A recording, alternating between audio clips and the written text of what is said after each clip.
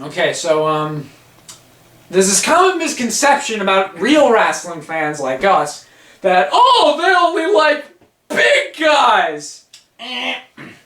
Well, that's not true at all. You see, we were the first to acknowledge that big guys have more inherent worth than small guys, and that let's take a shitty big guy and a shitty small guy.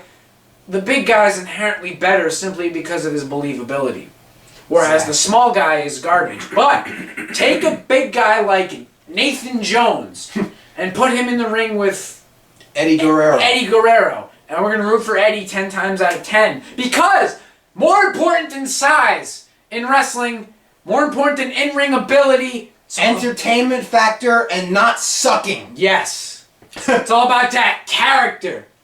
It's all about what you bring on an entertainment level. So let's take a good small guy and a shitty small guy, alright? We already mentioned Eddie Guerrero.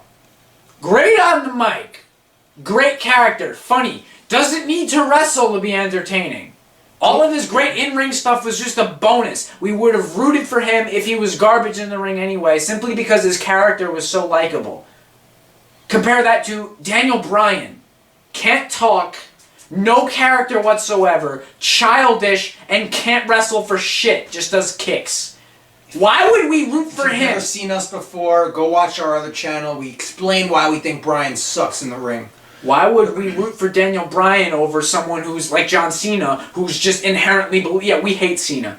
We despise Cena. He's the black plague of wrestling. But he is inherently better than Daniel Bryan simply because they're both equally sucky on every level, but John Cena has the believability, okay?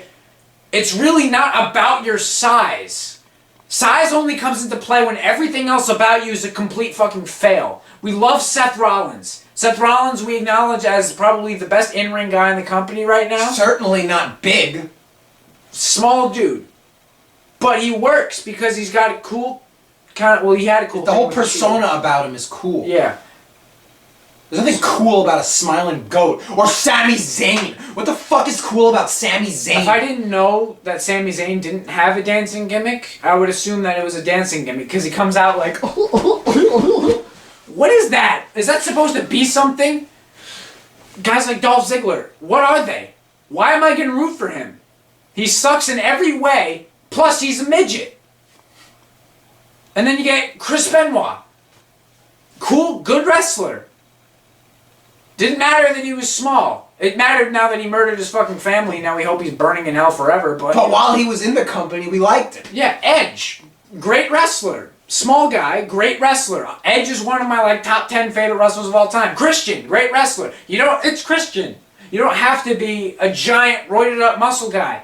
That size only comes into play when everything else about you is just totally not worth talking about because it's just so retardedly garbage. And again, there's a whole smorgasbord of guys from the past 10 years who were in the company only because they were big, and we fucking hated them because they sucked. Tyson Tomko, Nathan Jones, Luther Reigns, Snitsky. This was terrible.